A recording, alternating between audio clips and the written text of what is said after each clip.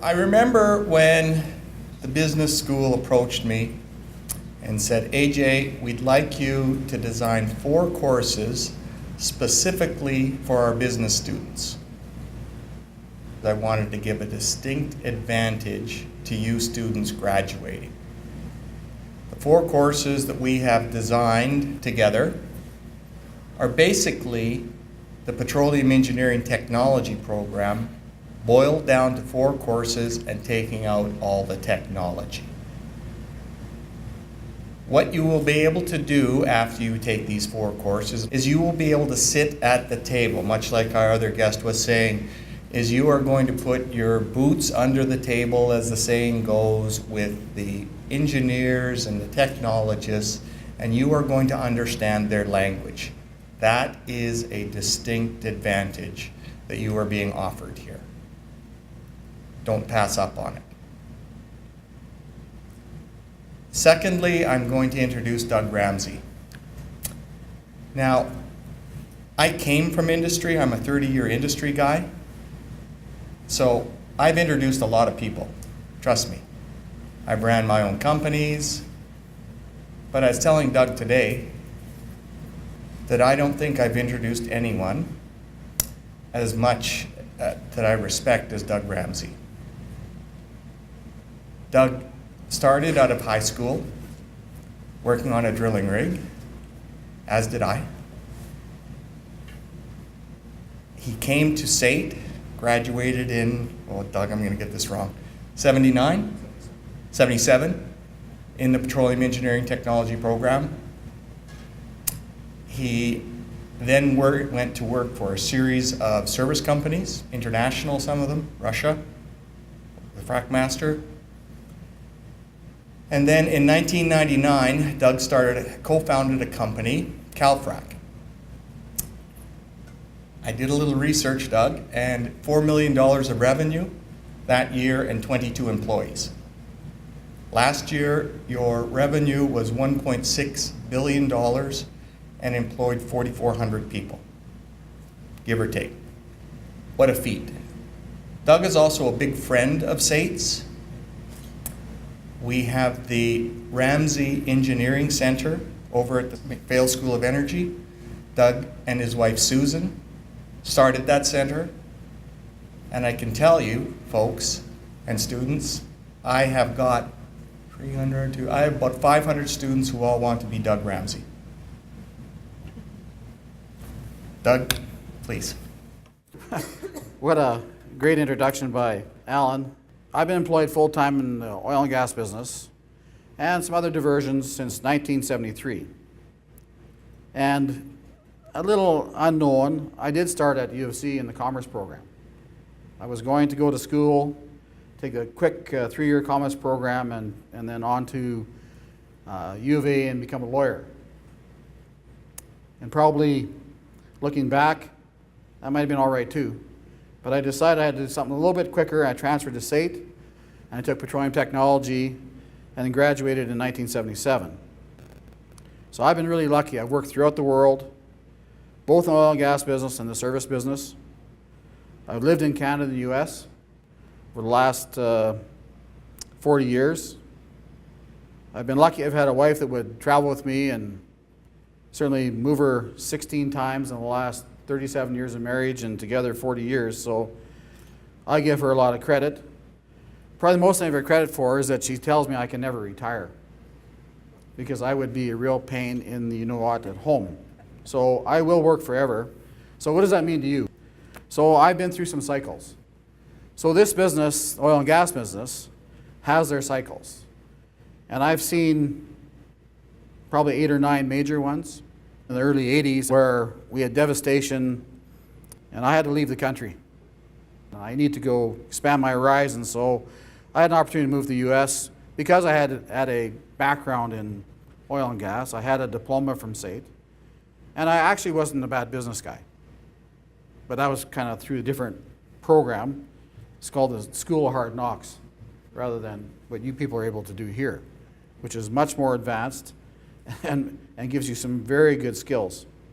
Every time there's a downturn in our business, it creates a huge opportunity on the other side. And who does it create the opportunity for, and why does it do it? First of all, the reason there is an opportunity is that there are people that leave the industry. And every time there's a cycle, on the other side of the cycle, the business is different. And people say, I've been through it once or twice. Well, you know what? You may have been through it, but it's different every time. So how the industry advances and changes is different every time of the cycle. And it's the smart people that figure this out and try to figure out the timing, which is actually more difficult than figuring out, what's going to work. It's the timing, and timing is everything in our business. So when this one starts to move again in the right direction, it is right now, what the industry is looking for is smart, educated young people.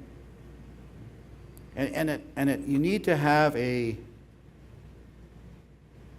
good background. It doesn't matter if it's business or it's petroleum technology, engineering, whatever it is in the oil and gas industry, but they want people to have a good discipline. And I think it's very important to not measure what's happening today, what's going to happen to you people in the future.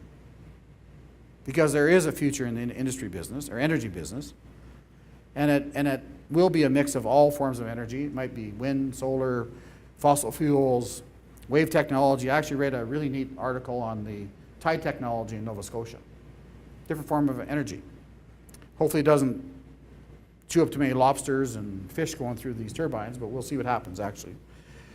So the business, it's changed, and it's really changed due to technology. And by that I mean all technologies, science, finance, and supply.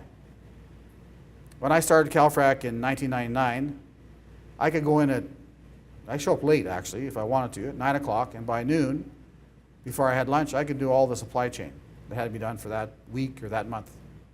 Nowadays, Calfrac has 30 professionals, most of these business backgrounds, doing supply chain around the world. It's huge, totally changed. But the business really needs educated, business-savvy people, and that's really due to the complicated, large capital decisions to be made every day. Again, the capitalization of companies is much, much different than it was 5 years ago, 10 years ago, 15 years ago, 1980, 81 during the NEP. Capitalization is totally different. So you need a different set of skill sets to actually make those very, very difficult decisions that will affect how you do business in the future. So, hard for me to talk about Calfrac because I'm still involved. I'm a non-executive vice chairman, which means I go in and a couple, 3 days a week and get paid nothing, which is kind of fun too. So our philosophy at Calfrac is to hire and promote business people in management positions. So what does that mean? But first, I should give an example. So a fellow by the name of Tom Medvedik is the president of our Canadian division. And Tom happens to be a CA. So Tom, we had to educate him in a different way. He came to Calfrac. I hired him in 2004, I guess. It took some time to train him about our business. I sent him to the field to learn. He had to go away from his family, had to hang around with me a whole bunch, which sometimes is good and sometimes not so good, but we had a lot of fun together. So he could have learned a lot about my business, the oil and gas business, by taking the BBA minor. Might have had a chance to read a little bit about what the program is. So Tom would have not had to travel with me, which would have been a benefit for him if he had that minor. So I think that would have been good. Tom will say the same. So what else do we do? So my industry is a lot of guys that work their way up. And these are people that may have some type of education, but a lot of times they don't. And they've learned through the school of hard knocks, like I say, but they don't have the business background.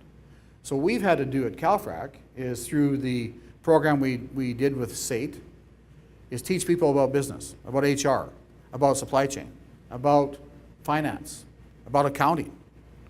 So we spend a lot of money teaching that before they get there. We also have a program at the Usc, an Mba program. And very good program, a little different than the SAIT program. not quite as hands-on, but to be a district manager, which used to be a guy with a toolbox in the back of a pickup, able to work 24 hours a day, 7 days a week, is now a guy that's taken the MBA program that spends a whole bunch of his time with spreadsheets, managing HR, managing mechanics, managing supply chain. So we had to give him those skills. So who will get that job in the future? Probably a person either with a petroleum engineering, petroleum technology background that's taken some business, or a business graduate that's taken some oil and gas. That's who will get the job. So my last 20 years of my career was really been focused on business rather than technology.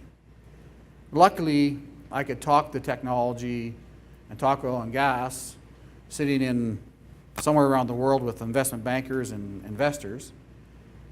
But my real business has been business last 20 years of my career, and it's been fantastic.